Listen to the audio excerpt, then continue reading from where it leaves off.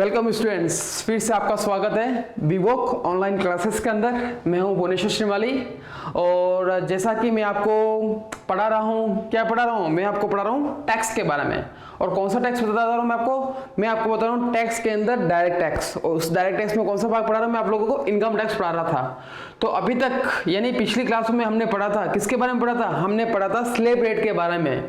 Income tax ने क्या कर रखा है, हर व्यक्ति के उम्र के आधार पर अलग अलग क्या बना रखी है, स्लेब रेट बना रखी है, जिसके बारे में मैंने आप लोगों को बता दिया था। मैंने आपको बताया था 0 से लगाकर 60 वर्ष तक की स्लेब रेट क्या चलती है, न्यू स्कीम और एग्जीक्यूटिव स्कीम दोनों के बारे में आपको बताया था। उसके बाद 60 वर्ष से ज्यादा है लेकिन 80 वर्ष तक है, तो उस केस में उसकी स्लेब रेट क्या होगी, तो वो भी मैंने आपको बता दिया। दोनों स्कीम के बारे में आप लोगों को बताया था विद एग्जांपल। उसके बाद लास्ट और फाइनल मैंने आप लोगों को बताया था किसके बारे में? मैंने आपको बताया यदि किसी व्यक्ति की उम्र 80 वर्ष से ज्यादा होती है तो उस केस में उसकी स्लेब रेट क्या होगी। वहां तक बात आप लोगों को समझ में आ गई। तो आज हम पढ़ने वाला है एक और इंटरेस्टिंग चीज। वैसे तो देखा जाए तो पूरी इनकम टैक्स ही क्या इंटरेस्टिंग ही होती है, जैसा कि मैं आपको हमेशा से बताता आ रहा हूं। तो बड़े आज मैं आपको बता रहा हूं कुछ अलग चीज। आज हम स्टार्ट करने वाले हैं जो मैंने आपको बताया था आय के जो स्रोत होते हैं, 5 स्रोत के बारे में मैंने आप लोगों को बताया था। आय के जो 5 स्रोत कौन कौन से होते हैं, इनकम टैक्स की बात कर रहा हूं मैं। आय के 5 स्रोत इनकम टैक्स के अंतर्गत पहला था वेतन से आय। दूसरा मैंने आप लोगों को बताया था पूंजी संपत्ति बोल सकते हैं या फिर उसको मकान संपत्ति से मैंने आप लोगों को बताया था इनकम फ्रॉम हाउस प्रॉपर्टी के बारे में बताया था। तो दूसरा हेड वो हो गया। तीसरा हेड कौन सा था? तीसरा हेड था या स्रोत है, तीसरा स्रोत था व्यवसाय एवं पेशे से आय, जिसको हम इंग्लिश में कहते हैं income from business and profession. Next one मैंने आप लोगों को बताया था चौथे हेड के बारे में, जिसको कहते हैं पूंजीगत लाभों से आए, इनकम फ्रॉम कैपिटल गेन। और लास्ट और फाइनल मैंने आप लोगों को बताया था इनकम फ्रॉम अदर सोर्सेस, इसको हिंदी में कहा जाता है अन्य स्रोतों से आय। ये तो मैंने आपको सारांश रूप में आप लोगों को बताया था। तो आज हम आज की क्लास से स्टार्ट करने वाले हैं इनकम टैक्स का जो पहला हेड है। पहला हेड का नाम क्या है? इनकम फ्रॉम सैलरी, यानी कि वेतन से आय। तो वेतन से आय का आज मैं टॉपिक स्टार्ट कर रहा हूं, जिसमें आपको बहुत सारी चीजें नई नई चीज सुनने को मिलेगी, देखने को मिलेगी, और साथ ही साथ उसका टैक्स का ट्रीटमेंट कैसे करें। ट्रीटमेंट का मतलब क्या होता है? ट्रीटमेंट का मतलब होता है उपचार करना। अब उपचार तो आप लोगों को उपचार तो डॉक्टर लोग करते हैं, तो हम कैसे करेंगे? तो हर एक व्यक्ति का क्या होता है, काम होता है। जैसे कि मैं बात करता हूँ कारीगर क्या करता है, यदि किसी चीज की दीवार गिर गई होती है तो उसको क्या करता है, उसको सही करता है, वो भी तो उसका उपचार ही कर रहा है। डॉक्टर इंजेक्शन लग गया तो वो उसका काम कर रहा है। यदि किसी स्टूडेंट को कोई दिक्कत आ रही है तो वो टीचर के पास जाएगा, तो टीचर क्या करे, उस चीज का सोल्यूशन करेगा। सोल्यूशन को कह सकते हैं वो उपचार कर रहा है उस चीज का। तो वैसे हम क्या कर रहे हैं, आज मैं आपको बताने वाला हूँ टैक्स का ट्रीटमेंट कैसे करते हैं हेड वाइज। और हेड के अंदर अलग अलग चीजें होती है। मैं हेड वर्ड बार बार हेड वर्ड यूज लूंगा तो आपको कंफ्यूज नहीं ना हो। हेड का मतलब क्या होता है? हेड का मतलब होता है शीर्षक। क्या होता है? शीर्षक। तो अब स्टार्ट करने वाला है आज की क्लास के अंदर। आज मैं आपको एक नई चीज बताऊंगा जिसमें आपको पता लगे क्या होता है क्या नहीं होता है। तो सबसे पहला हेड जो होता है इनकम टैक्स का, मैं वहीं से स्टार्टिंग करने वाला हूं। इनकम टैक्स का जो पहला हेड है वो है इनकम फ्रॉम सैलरी। तो सबसे पहले क्या करना पड़ता है, हम इनकम फ्रॉम सैलरी को पढ़ेंगे तो उससे पहले आपको क्या करना है, आप लोगों को मेरे पीछे की तरफ दिख रहा होगा फॉर्मेट दिख रहा होगा। आप इस चीज को फॉर्मेट को फॉलो करना। हर एक चीज का क्या होता है, फिक्स क्राइटेरिया होता है, दायरा होता है। उसी दायरे में रहकर हमें काम करना पड़ता है। जैसे कि आप देख सकते हो मैंने लिख रखा है इनकम फ्रॉम सैलरी, वेतन से आए, और एक छोटा सा फॉर्मेट इस चीज का मैंने बना रखा है यहाँ पे। वो चीज आप लोगों को क्या करनी, नोट करनी पड़ेगी, क्योंकि टैक्स की जो गणना होगी इसी के आधार पर करनी पड़ेगी। और इसमें बहुत सारी चीजें होती है, अंदर ही अंदर बहुत सारी चीजें होती है। वो मैं आपको बताऊंगा कि कैसे उस चीज का ट्रीटमेंट करते हैं और कैसे उसके कोई अमेंडमेंट होते हैं। Rules and regulation income tax में बहुत सारे आपको याद रखने पड़ेंगे। बिना टैक्स के रूल्स के आप लोग सेक्शन के इनकम टैक्स को समझ नहीं पाओगे। कंप्लीट है यहाँ तक? तो बढ़ते हैं हम आगे की तरफ। तो आज की क्लास में आप लोगों को बताने वाला हूँ, क्या बताऊंगा? सबसे पहले बताऊंगा आपको इनकम टैक्स का जो पहला हेड है उसका फॉर्मेट। तो इस फॉर्मेट में क्या गया है, सबसे पहले आपको एक फॉर्मेट चीज तैयार करनी है और उसमें क्या बोल रखा है, इनकम फ्रॉम बेसिक पे या सैलरी। इसका मतलब क्या हुआ, यदि किसी व्यक्ति की कोई भी आय हो गई, कोई भी आय हो सकती है, ठीक है ना, वो वेतन से संबंधित होगी और वेतन में कुछ शर्तें व नियम है, वो भी मैं आपको बताऊंगा अभी इस क्लास के अंदर। तो सबसे पहले जो भी उसको बेसिक पे मिल रहा है, जो भी उसको मूल वेतन मिल रहा है, उसको आपको यहाँ पे लिखना है। कंप्लीट है तक? एक बात का हमेशा ध्यान रखना, हम बात कर रहे हैं कर निर्धारण वर्ष 2020-21 की बात कर रहे हैं, और आपको इस चीज को भी हमेशा याद रखना है कि इनकम टैक्स जो चलता है वो चलता है प्रीवियस ईयर के हिसाब से, यानी कि कर निर्धारण वर्ष में गत वर्ष की आय पर क्या लगता है, टैक्स लगता है। गत वर्ष की आय पर क्या लग जाएगा, टैक्स लग जाएगा। तो पहली बात क्या होगी, गत वर्ष की बात कर रहे हैं पर हर चीज को गत वर्ष के हिसाब से लेकर चलना है। दूसरी बात, इनकम टैक्स मंथली बेस पे नहीं करे चलेगा, इनकम बेस चलता है ईयरली बेस पे, यानी वार्षिक जो आय हो रही है उससे संबंधित रहता है इनकम टैक्स। तो आपको हर एक जो चीज लिखनी है उसको मल्टीप्लाई करना 12 से, क्योंकि हम जो गणना करने वाले इनकम टैक्स की जो गणना करेंगे उसमें जो आय आ रही है उसकी गणना करेंगे वो किसके आधार पर करेंगे, 12 महीनों के आधार पर करेंगे उस हिसाब से। तो आप लोग देख सकते हो, सबसे पहले मैंने लिख रखा है इनकम फ्रॉम बेसिक पे ऑब्लिक सैलरी, जो भी वेतन हो गया, मान लो 5,000 हो गया, 10,000 हो गया, 15,000 हो गया, जो आपके जो मूल वेतन है, बेसिक सैलरी है, वो उसको 12 से गुणा करना है, उसकी राशि को आपको क्या करना है, यहाँ पे लिख देंगे। कंप्लीट है तक। फिर हम बढ़ते हैं आगे की तरफ। उसके बाद इस जो भी बेसिक पे मिलेगा उसमें होते हैं ऐड, दो चीजें ऐड होती है, वो कौन कौन सी होती है, पहला होता है इनकम फ्रॉम अलाउंसेस। अब इनकम फ्रॉम अलाउंसेस का मतलब क्या होता है, जो भत्ते होते हैं, आप लोगों ने भत्तों के बारे में सुना होगा, अलाउंस अलाउंस अलाउंस, ठीक है, बहुत सारे भत्ते होते हैं। मैं आपको आने वाली क्लासों के अंदर बताऊंगा भत्ते कितने प्रकार के होते हैं, कौन कौन से भत्ते मिलते हैं किसी व्यक्ति को। ऐसे देखा जाए तो नॉर्मली सरकारी कर्मचारी होते हैं उनको भत्ते की सुविधा ज्यादा होती है, और प्राइवेट सेक्टर की बात करता हूं तो जो बड़ी बड़ी कंपनियां होती है उसमें क्या होता है, उनको भत्ते मिलते हैं, लेकिन छोटी मोटी कंपनियों में नहीं मिलते हैं किसी कारणवश। तो उस व्यक्ति को, मान लो कोई भी व्यक्ति हो सकता है XYZ, उसको कोई भत्ते मिलते हो तो जो भी भत्ते मिल रहे हैं उन भत्ते की राशि को यहाँ पे लिखना है। वापिस वही वाली बात जो चलेगा प्रति वर्ष के हिसाब से। फिर बात करते हैं इनकम फ्रॉम प्रैक्टिस, अनुलाभ। हम इनकम टैक्स में सब कुछ पढ़ने वाले हैं, भत्ते भी पढ़ेंगे, साथ में प्रैक्टिस भी पढ़ेंगे, अनुलाभ भी पढ़ेंगे। अब अनुलाभ क्या होता है, अनुलाभ का एक छोटा सा एग्जांपल आपको देता हूं, आप लोगों को समझ में आ जाएगा हाँ मैं क्या कहना चाहता हूं, आपको क्या समझाना चाहता हूं। जैसे कि मैं बात कर रहा हूं, आप बड़े बड़े जो सरकारी अफसर होते हैं, मैं बड़े बड़े सरकारी अफसर की बात कर रहा हूं, या फिर जो भी नेता लोग हैं, या फिर बहुत बड़ी कंपनी में जो बड़े जो ऑफिसर होते हैं, उनके क्या होती है, आपको ध्यान हो तो कार की फैसिलिटी मिलती है। सुना भी होगा आप लोगों ने, अरे यार फलाना व्यक्ति उस बड़ी कंपनी में लगा है, सरकारी नौकरी में नहीं लगा, बड़ी कंपनी में लगा है, और उसको कार लेने आती है और छोड़ने जाती है, और यार बहुत अच्छी सुविधा दे रखी है। तो वो क्या है, वो सुविधा है, और सुविधा को क्या कहते हैं इनकम टैक्स में, अनुलाभ, परक्यूटिस कहा जाता है। उसका भी क्या होता है, टैक्स का ट्रीटमेंट होता है, वो मैं आपको बताऊंगा आने वाली क्लासेस के अंदर। तो ये जो भी मिलकर बनता है वो कहलाती है ग्रॉस सैलरी। ग्रॉस सैलरी का मतलब होता है सकल आय, मतलब उसकी टोटल सैलरी नहीं कह सकते, सकल आय कह सकते हैं उसको। ग्रोस सकल आय कितनी हुई है, तो बेसिक पे के अंदर यानी बेसिक सैलरी के अंदर हमें जोड़ना पड़ेगा अलाउंस और हमें जोड़ना पड़ेगा परक्यूटिस। उसके बाद जो अमाउंट आएगा, जो वेतन आएगा, उसे कहा जाता है ग्रोस सैलरी। उसके बाद क्या करना, उसके बाद क्या बोलता है, आपने जो भी आय अर्जित की, इनकम टैक्स क्या बोलता है, आय अर्जित की तो उस पर टैक्स चुकाना है। अब हम सोचेंगे इतना सा जोड़ेंगे तो पैसा तो बनेगा बनेगा, तो इनकम टैक्स क्या बोलता है, आप टेंशन ना लें, हमने भी आपके लिए कुछ सोचा है। तो वो क्या सोचा है, वो ये बोलता है कि हम डिडक्शन भी देते हैं। डिडक्शन को हिंदी में कहा जाता है कटौतियां। कुछ कटौतियां मिलती है, कुछ छूट मिलती है, छूट बोल सकते हैं अपनी लोकल भाषा में, सामान्य बोलचाल की भाषा में उसको छूट बोल सकते हैं। तो इनकम टैक्स ने कुछ छूट दे रखी है। डिडक्शंस यूएस को बोलते हैं अंडर सेक्शन, मतलब उसकी धारा के अंतर्गत। वो कौन सी धारा, वो धारा 16 के अंदर। आप लोगों को मैंने पहले बोला था आपको धाराएं भी याद रखनी पड़ेगी। तो क्या होगा, डिडक्शन मिलता है अंडर सेक्शन 16 के अंदर। वो डिडक्शन कौन कौन से है, तो दो डिडक्शन आप लोगों को नजर आ रहे होंगे। पहला नजर आ रहा होगा प्रोफेशनल टैक्स। प्रोफेशनल टैक्स को हिंदी में कहा जाता है पेशा कर या पेशेवर कर।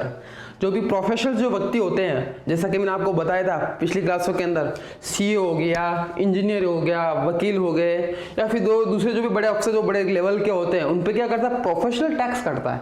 उनकी सैलरी में से क्या होता है, टैक्स डिडक्ट हो जाता है ऑटोमेटिकली। तो वापस उसको क्या कर देंगे, जोड़ देंगे, फिर बरकर टैक्स की छूट भी वापस उनको मिल जाएगी। तो आपको करना, जो भी सैलरी मिल रही है उसमें से अपन क्या लेस कर देंगे, प्रोफेशनल टैक्स को क्या कर देंगे, लेस कर देंगे, क्योंकि ऑलरेडी कटा हुआ है, इसलिए वापस कटने की क्या जरूरत है अपने को, या फिर जोड़ने की क्या जरूरत है इस वजह से। तो प्रोफेशनल टैक्स को लेस करते हैं। दूसरा ये बोलता है एंटरटेनमेंट अलाउंस, जिसको हिंदी में कहा जाता है मनोरंजन भत्ता। अब मनोरंजन क्या चीज होती है, अब मनोरंजन के साधन बहुत सारे होते हैं। मान लो किसी कंपनी ने अपने एम्प्लॉय को बोला, ले भाई 202 टिकट ले, तेरी फैमिली को जा सिनेमा हॉल में मूवी देखा के आ जा। वो भी तो मनोरंजन ही हो सकता है। उसने बोला 2 टिकट ले और जा बार घूम के जो आ जा, आउट ऑफ इंडिया घूम के आ जाता। तो उस केस में उसमें क्या मिल जाएगी, डिडक्शंस मिल जाएगी, लेकिन कुछ टर्म एंड कंडीशन के अनुसार नियम और शर्तें उसमें भी लागू होती है, जो हम पढ़ेंगे आने वाली क्लासों के अंदर। तो आपको हाल फिलहाल की बात करता हूं, बेसिक पे के अंदर इन दोनों चीजों को जोड़ दिया जाता है, जैसे कि क्लियर लिख रखा है मैंने, income from allowance, income from perquisites. दोनों को जोड़ के जो सैलरी बनती है वो कहलाती है ग्रॉस सैलरी, और उसके अंदर से आपको लेस करनी है दो चीजें। कौन कौन सी?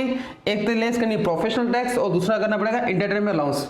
तो उसके बाद जो आएगी वो कहलाएगी टैक्सेबल इनकम फ्रॉम सैलरी, यानी कि उस व्यक्ति की जो कर योग्य जो राशि है, कर योग्य जो वेतन है वो यहाँ पे आ जाएगा। आगे पास में स्टूडेंट्स हम पढ़ेंगे आने वाली क्लास में, सब कुछ क्लियर हो जाएगा, आप लोग समझ में आएगा हाँ क्या चल रहा है इसके अंदर। ये तो बात हो गई, किसकी बात हो गई? ये तो बात है कि इसकी फॉर्मेट की बात हो गई है। तो जैसा कि मैं आपको बोल रहा हूँ कुछ शर्तें होती है। अब शर्तें कौन कौन सी आप देखो देखें, जैसे कि मैं लिख रखा क्लियर लिख रखा है शर्तें व नियम।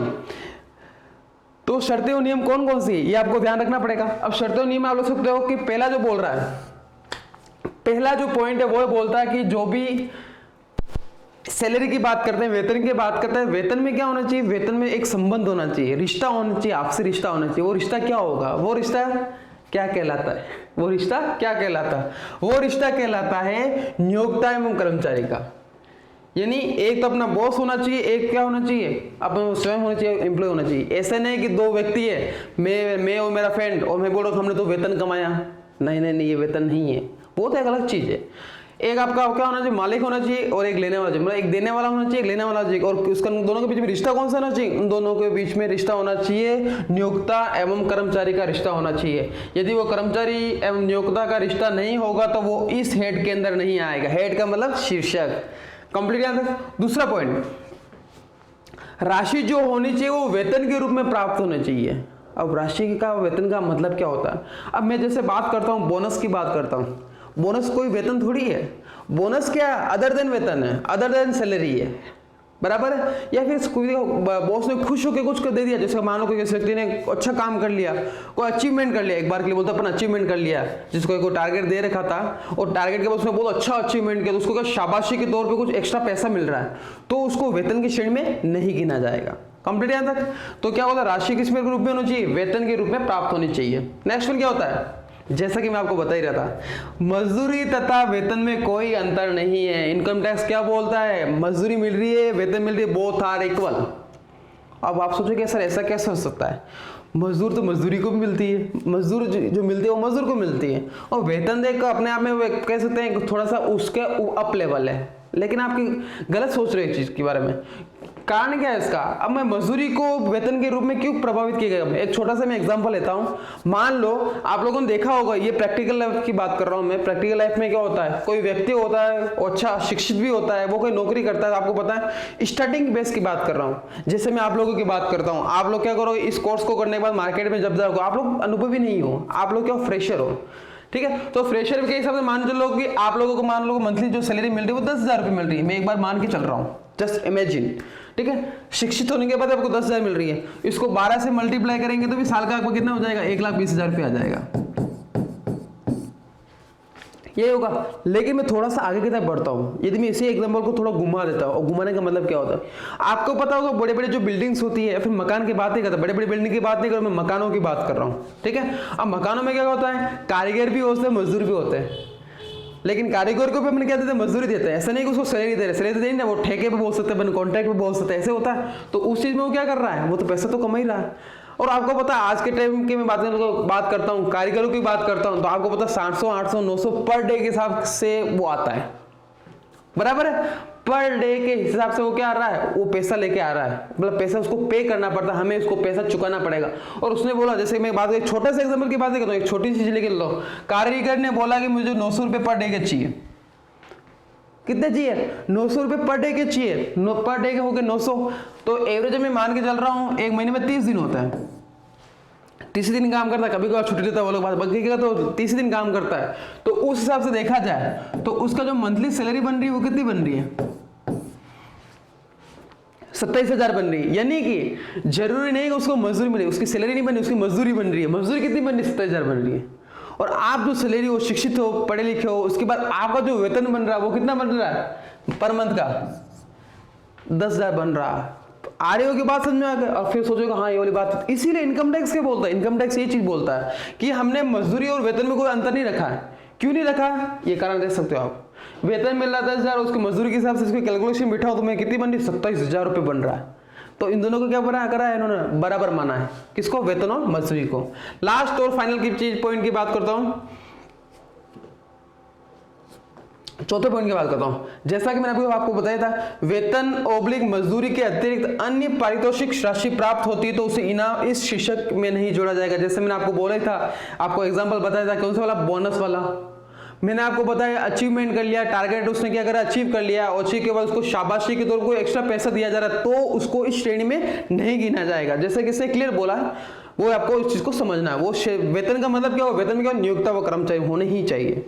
लास्ट और फाइनल पॉइंट की मैं बात करता हूं, वेतन ओब्लिक मजदूरी गत वर्ष में प्राप्त होने चाहिए। मैं आपको जैसे बार बार एक चीज को रिपीट कर रहा हूं, मैं अपन पढ़ रहे हैं इनकम टैक्स, क्या पढ़ रहे हैं, इनकम टैक्स पढ़ रहे हैं, और इनकम टैक्स का मतलब ही होगा कि गत वर्ष की आय पर लगने वाला कर कौन सा कहलाएगा, आयकर कहलाता है। आ रही बात में स्टूडेंट जहां तक, तो आप लोगों को समझ में आ गया होगा कि इसकी बात करते हैं, हेड की बात करते हैं, इनकम फ्रॉम सैलरी हेड की बात करते हैं, तो उसके अनुसार आपको 5 बातों को ध्यान रखना है। वो 5 बातें कौन कौन सी है? अब ध्यान रखने वाली बात क्या, नॉर्मली आपको पता होना चाहिए। क्या होती है? पहली बात, वेतन क्या होता है, नियोक्ता एवं कर्मचारी का संबंध होता है, नॉर्मल सी बात है, ठीक है। दूसरा क्या होना चाहिए, वेतन प्राप्त होना चाहिए, बोनस वगैरह मिले तो वो इसके अंदर आता ही नहीं है। तीसरी बात क्या हो सकती है, तीसरी बात हो जाएगी ये वाली, तीसरी बोलता है कि मजदूरी और वेतन में कोई अंतर नहीं है, तो आपको ध्यान रखना है इस चीज को। इस एग्जांपल क्या ध्यान रखना, क्यों, कोई क्वेश्चन पूछ ले ऐसा क्यों होता, मजदूरी तो छोटी चीज होती है, कैसे छोटी चीज होगी, देखो ना कैसे छोटी चीज है। मैं बोलूँ वेतन छोटी चीज, इस एग्जांपल की बात करता हूँ तो वैसे इनकम टैक्स के बोलता बोथ आर इक्वल, दोनों क्या है, समान है, कोई अंतर नहीं दोनों के बीच में। और लास्ट और फाइनल क्या हो गया, आय जो भी होनी चाहिए वो गत वर्ष में होनी चाहिए, गत वर्ष से पूर्व की आय से कोई लेना था नहीं। जैसे कि आप लोगों को मैंने एक एग्जांपल बताया था, निवास स्तर के आधार पर वो निर्धारण होता है, आपको ध्यान होता है, उसमें क्या हो, गत वर्ष से पूर्व की आय पर कोई टैक्स नहीं लगता, वो पूर्णतः कर मुक्त होती है।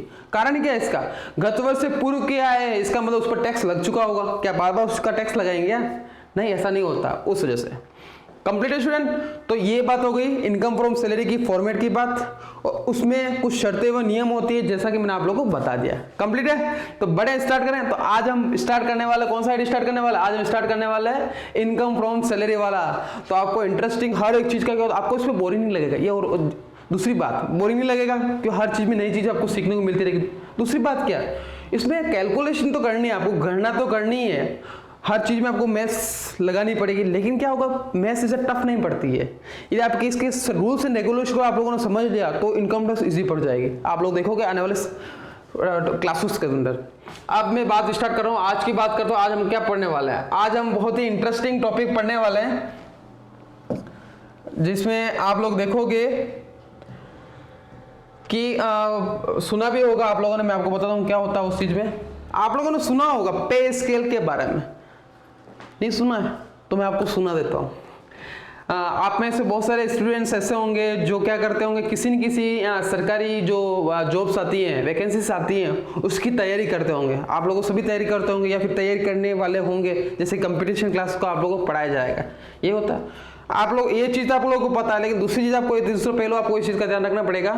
जो भी जिस भी कंपटीशन एग्जाम की आप तैयारी कर रहे हो, तो आपको ध्यान होगा जो वैकेंसीज आती है, आपने देखा होगा वैकेंसी जब भी आती है ना, तो उसमें एक पे स्केल होता है। अब पे स्केल का मतलब क्या होता है, आप लोगों ने देखा होगा 9300, मैं एग्जाम्पल की बात कर रहा हूँ, 9300 लिख रखा है और फिर लास्ट होता है 34800। देखा होगा आपको, कुछ कुछ याद आ रहा होगा आप लोगों ने, हाँ ऐसा कुछ देखा था श्री, यही तो पे स्केल है। पे स्केल का मतलब क्या होता है, आपका बेसिक जो पे स्टार्ट होगा वो किससे स्टार्ट होगा, 9300 से बेसिक पे स्टार्ट होगा। मैं बेसिक पे, मेरे वर्ड पे ध्यान देना, आप लोग बेसिक पे की बात कर रहा हूँ मैं। बेसिक पे जो स्टार्ट होगा वो बेसिक पे का मतलब मूल वेतन होता है, महंगाई भत्ते जो भी भत्ते होते हैं वो तो अलग है। पहले जो फॉर्मेट बताया था हम लोग बेसिक पे वाला, वो बात कर रहा हूँ। आपका जो बेसिक पे होगा वो 9300 से स्टार्ट होगा, और अंतिम जो पे स्केल होगा या उसकी बात करते हैं बेसिक पे जो होगा वो कितना होगा, 34800 होगा। अपन उस अखबार के विज्ञापन के हिसाब से बात करते हैं या फिर जो इश्तिहार अपन ने देखा उसकी बात करते हैं, आ रही बस में, तो इसी तो हम कहते हैं पे स्केल। अब इसमें क्या चीज होती है मैं आपको बताऊंगा आने वाली क्लासों के अंदर। यदि मैं इसी क्लास की बात करता हूँ, मैं आपको इसमें बताऊंगा एक उदाहरण के तौर पे, तो पे स्केल क्या होता है, उसकी गणना कैसे की जाती है। कंप्लीट यहाँ तक, तो मैं पे स्केल की एक छोटी सी डेफिनेशन यहाँ पे लिख रखी है। सामान्य रूप से वेतनमान से तात्पर्य उस राशि से है जो नियोक्ता द्वारा किसी कर्मचारी को नौकरी की, इस चीज को ध्यान रखना, नियुक्ति के समय प्रदान की जाती है। यानी जब वो ज्वाइनिंग करेगा तो ज्वाइनिंग के टाइम पे वो क्या करेगा, उसका जो पे स्केल है वो उसको बता दिया जाएगा, तेरा पे स्केल ये है, आपका पे स्केल ये उसको बता दिया जाएगा जब वो ज्वाइनिंग करेगा तब की बात है। कंप्लीट यहाँ तक। अब जैसे देखो एक छोटा सा एग्जांपल मैंने लिख रखा है, आप देख सकते हैं आप लोग। जैसे कि बात करता हूँ यहाँ पे, श्याम एक कंपनी में हम क्या पढ़ रहे हैं, हम पढ़ रहे हैं पे स्केल के बारे में। आप लोग इसी को ध्यान रखना, पे स्केल के बारे में पढ़ रहे हैं, इस चीज को जरूर नोट कर ले आप लोग। हम पढ़ रहे हैं पे स्केल के बारे में, कंप्लीट यहाँ तक। अब मैं इसका एक एग्जांपल लिया है, एग्जांपल देखें आज। जैसे श्याम एक कंपनी में 8,000, फिर बताया 500, फिर बताया 15,000, फिर बताया 1200, फिर बताया 22,000, 1500, 3,000 के वेतनमान पर 1 मई 2009 को नियुक्त हुआ। कर निर्धारण वर्ष, जैसे कि यहाँ कर निर्धारण वर्ष की बात करता हूँ, या तो नया चल रहा है अपना क्या चल रहा है, अपना कर निर्धारण वर्ष चल रहा है 2020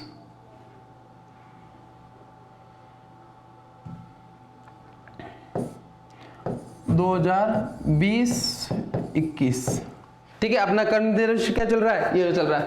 के लिए कर योग्य राशि की गणना कीजिए। अब जैसे क्वेश्चन में दे रखा है श्याम एक कंपनी में नियुक्त होता है इस तारीख को, फलाना तारीख को क्या होता है, वो नियुक्त हो रहा है।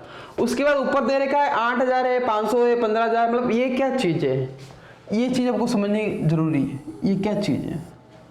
अब इसी चीज को पे स्केल बोलते हैं, जैसा मैं आपको बता रहा था। अब इसका मतलब क्या हुआ, इसका मतलब ये हुआ कि जब वो व्यक्ति है, श्याम जो है, वो जो व्यक्ति जब नौकरी ज्वाइन करेगा, जब उसने ज्वाइनिंग की होगी, तो उस केस में उसकी स्टार्टिंग जो सैलरी होगी, स्टार्टिंग जो सैलरी कितनी होगी, 8,000 रुपये होगी। फिर क्या होगा, 8,000 के बाद प्रति वर्ष उसके 500 रुपये बढ़ते रहेंगे। कितने रुपए बढ़ेंगे, 500 रुपये बढ़ेंगे। कब तक बढ़ेंगे, जब तक कि उसकी सैलरी कितनी नहीं हो जाती है, 15,000 रुपये नहीं होती है। नहीं, 15,000 रुपये तक की सैलरी तक वो 500 रुपये हर साल उसको बढ़ते रहेंगे। अरे बस मैं फिक्स बोल दिया कि आप तेरे 500 रुपये बढ़ेंगे हर साल के, तो ज्यादा मत मांगना, नहीं तेरे कम होंगे नहीं ज्यादा होंगे, खाली 500 रुपये साल के बढ़ेंगे। इस पर रूल्स, उनकी सर्विस रूल्स के हिसाब से, उस कंपनी के रूल्स के हिसाब से 8,500 रुपये हर साल बढ़ रहे हैं। कब तक बढ़ेंगे, जब तक कि उसकी सैलरी कितनी नहीं हो जाती, 15,000 रुपये नहीं हो जाती है। और जब जैसे उसकी सैलरी 15,000 या 15,000 से ज्यादा के ऊपर नीचे चलेगा, उस केस में कम नहीं होना चाहिए, ज्यादा चाहिए, या तो वहां तक या फिर उससे ज्यादा, यानी या तो 15,000 तक या फिर 15,000 से ज्यादा। जैसे ही उसकी सैलरी 15,000 या 15,000 से ज्यादा होती, तो उसका इंक्रीमेंट जो लगेगा 500 की जगह उसका इंक्रीमेंट लगना स्टार्ट हो जाएगा 1,200 रुपए का। कितने का लगने का स्टार्ट हो जाएगा, 1,200 रुपए का उसका इंक्रीमेंट लगना स्टार्ट हो जाएगा। वो जो इंक्रीमेंट लगेगा, जो वेतन वृद्धि लगेगी, वो कब तक लगेगी, जब तक कि उसकी सैलरी कितनी नहीं हो जाती, उसकी सैलरी 22,000 रुपए नहीं हो जाती, तब तक उसके हर साल के 1,200 रुपए बढ़ने लगेंगे। कंप्लीट तक।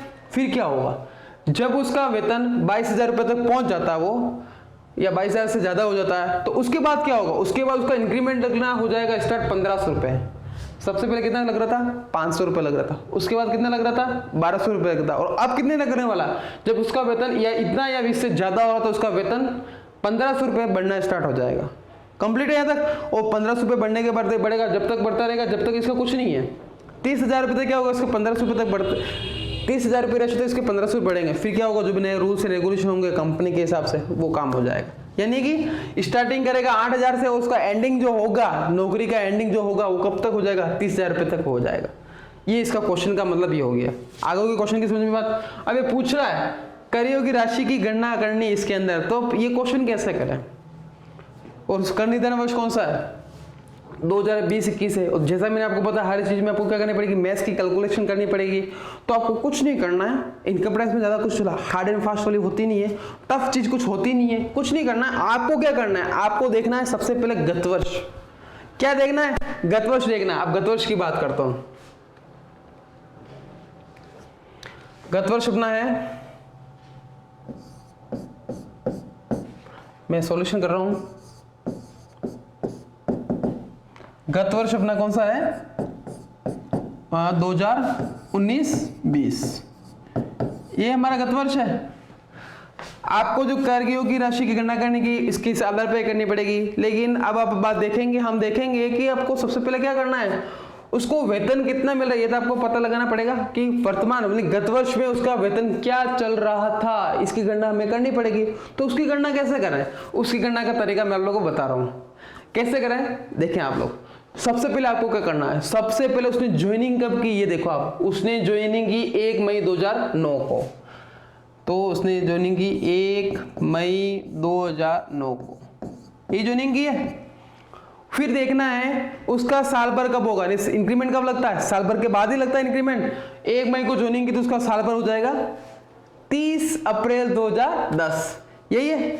तो यहाँ पे इसका साल भर हो जाएगा 30 अप्रैल 2010, ठीक है, तब उसमें उसकी सैलरी क्या चलेगी, 8,000 चलेगी।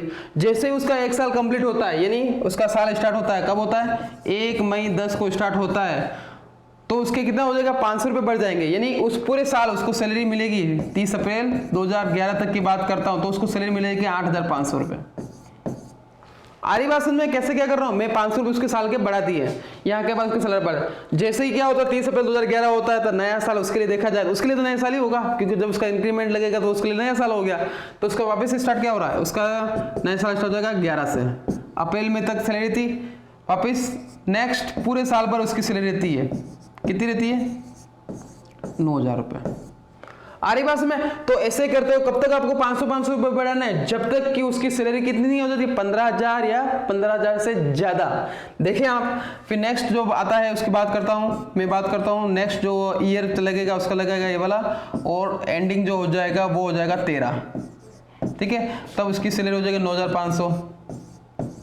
उसके बाद इसका हो जाएगा 1 मई 2013 से लगाकर 30 अप्रैल 2014, तो इसकी सैलरी हो जाएगी 10,000 रुपये।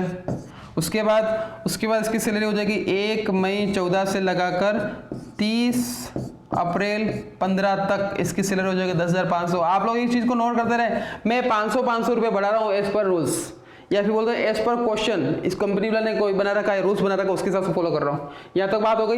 नेक्स्ट की बात करता हूँ, नेक्स्ट कौन सा हो जाएगा, 1 मई 15 से लगाकर 30/4/16 तक इसकी सैलरी हो जाएगी 11,000 रुपये। आई बात सुन में, फिर क्या हो जाएगा, यहाँ पे मैं इसको कंटिन्यू यहीं पे कर रहा हूँ मैं। फिर नेक्स्ट हो जाएगा इसका 1 मई 16 से लगाकर 30/4/17 तक इसकी सैलरी 11,000 में 500 जोड़ा मेरे हो जाएगी 11,500।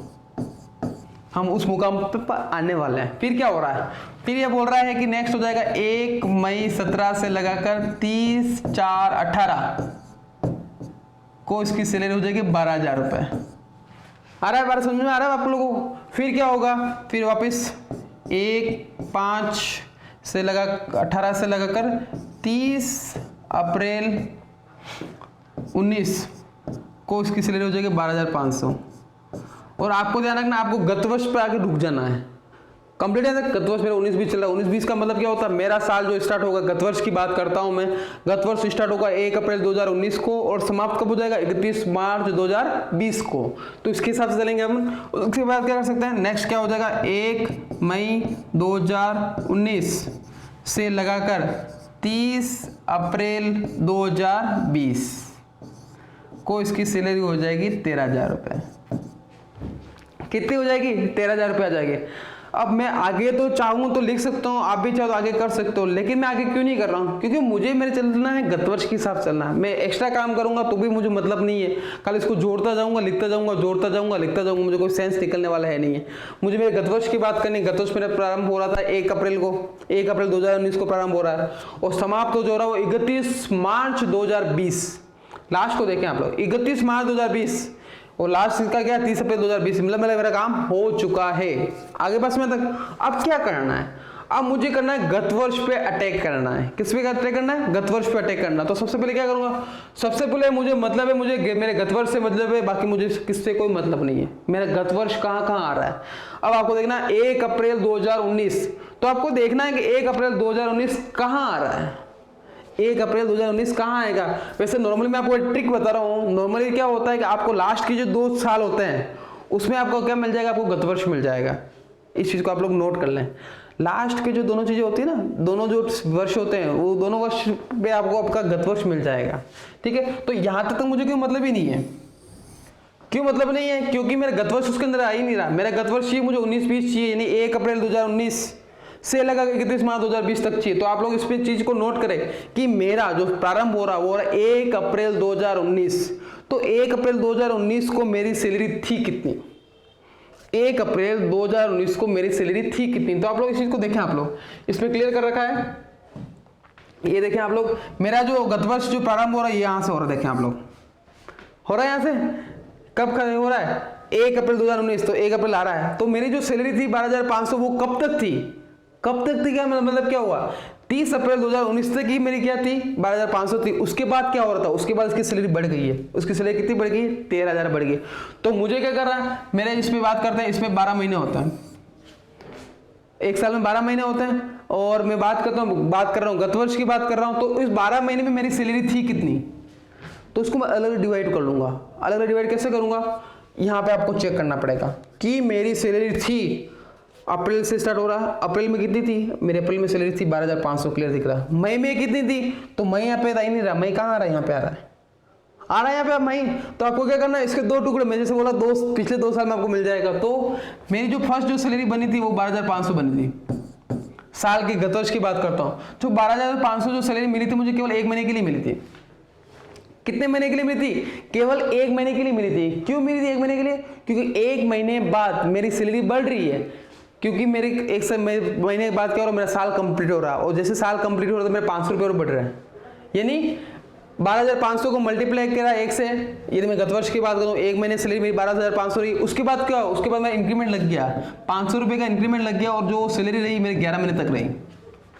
कितने महीने तक रही वो सैलरी, 11 महीने तक रही। आप इस चीज को नोट भी करते रहे, ध्यान रखना, बार बार इस चीज को समझना है मैं क्या कहना चाहता हूं उसके हिसाब से। गत वर्ष 12 कंप्लीट यहाँ तक, फिर मैंने इस चीज को नोट किया कि मेरी जो सैलरी थी चल रही थी उसके हिसाब से साल कब से स्टार्ट हुआ, साल में हुआ 1 अप्रैल से स्टार्ट हुआ। तो 1 अप्रैल से स्टार्ट हुआ, तो देखा जाए इस रेंज के अंदर, इस स्केल के अंदर मेरी जो 12,500 सैलरी तो थी वो केवल 1 महीने के लिए थी। तो मैंने अब 1 से इसको मल्टीप्लाई कर दूंगा मैं, कंप्लीट है। बाकी के महीने भी कितने बचे, 12 में से 1 गया तो कितने बचे, 11 महीने बचे। 11 महीने तक मेरी सैलरी कितनी रही है, 13,000 रही। तो इसको मल्टीप्लाई मैं किससे करने वाला हूँ, 13 से करने वाला। उससे क्या होगा, मेरी कर निर्धारण वर्ष 2020-21 के लिए क्या हो जाएगी, कर योग्य राशि निकल के सामने आ जाएगी। तो इसको मैं गुणा करता हूँ तो ये हो गया 12,500, और यदि इसको मैं गुणा करता हूं तो ये हो गया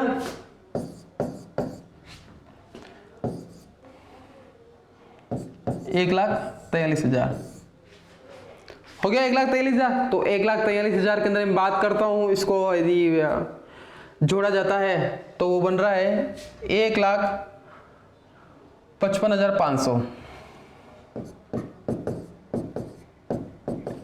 फिर से एक बार रिवाइज देख लेते हैं अपन।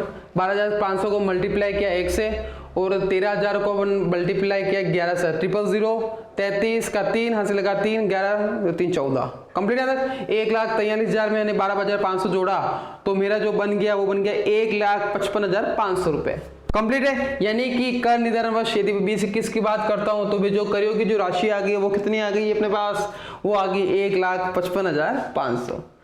तो समझ आ गया स्टूडेंट्स कैसे किया होगा मैंने, आप लोगों को ये भी पता लग गया होगा। ज्यादा कुछ नहीं करना, आपको पे स्केल पे अटैक करना है। किस पे अटैक करना है मेरे को, पे स्केल पे अटैक करना। उसके बाद क्या करेंगे, उसके बाद आप लोगों को क्या करना है, ऐसे आपको साल निकालना है। कंप्लीट है। ऐसे करने के बाद आपको फिर क्या करोगे, आप ज्यादा कुछ नहीं करना है। उसके बाद क्या करना है, लास्ट के जैसे मैंने आपको ट्रिक बता रहा है कि आपको इतना सोचने की आवश्यकता वहां पे नहीं है। आपको करना लास्ट के जो 2 साल बच रहे हैं उसमें आपका खुद का वो जो है गत वर्ष वो आप लोगों को मिल जाएगा। जैसे आप लोग देख सकते हो यहाँ पे मैंने यहाँ पे क्या किया, यहाँ पे इस चीज को देखा, फिर क्या देखा मेरा साल स्टार्ट कब हुआ, 1 अप्रैल को स्टार्ट हुआ। मुझे 1 अप्रैल से मतलब है 1 अप्रैल से लेकर 31 मार्च तक का मतलब है। तो मैं देखता हूँ मेरे 1 अप्रैल की बात करता हूँ, 1 अप्रैल 2019 की बात कर रहा हूँ तो कहाँ आ रहा है, यहाँ पे आ रहा है। ठीक है, तो उसके सामने जो अमाउंट आ रहा है, सैलरी का अमाउंट आ रहा है वो कितना आ रहा है, 12,500 रहा। तो 12,500 जो सैलरी थी वो कितने महीने तक के लिए थी मेरे पास, साल को 1 अप्रैल को स्टार्ट हुआ, वो जो सैलरी चली 30 अप्रैल तक चली, उसके बाद उसका इंक्रीमेंट लग रहा है, यानी वो सैलरी कितने महीने चली, 1 महीने चली, तो 1 से मल्टीप्लाई कर दिया। कंप्लीट यहाँ तक। उसके बाद मैंने क्या किया, फिर बाकी के बचे 11 महीने। तो मुझे पता है कि जो नेक्स्ट जो सैलरी बढ़ रही है वो 30 अप्रैल 2020 को बढ़ रही है, यानी कर निर्धारण वर्ष में बढ़ रही है। आपको कर निर्धारण वर्ष से मतलब नहीं, आपको गत वर्ष की आय से मतलब है। गत वर्ष में क्या था, आपको 31 मार्च तक ही चाहिए था। 31 मार्च 2020 तक उसकी सैलरी कितनी चल रही थी, उसकी सैलरी चल रही 13,000 रुपए। तो मैंने 13 को मल्टीप्लाई कर दिया जो महीने बच रहे उससे, क्योंकि 12 महीने होते एक तो चला गया 11, तो इन दोनों को मल्टीप्लाई किया। मल्टीप्लाई के बनने के बाद मेरी जो करियो की राशि आ गई वो कितनी आ गई, 1,55,500। यह कहलाता पे स्केल। कंप्लीट तक। तो स्टूडेंट्स इसी क्वेश्चन को आपको फिर से रिपीट करना है, आपको पे स्केल को देखना है। मैं आपको कुछ ऐसा वर्क भी दूंगा आपको जिसमें आपको इसमें कैलकुलेशन करनी पड़ेगी। तब तक लगे, धन्यवाद।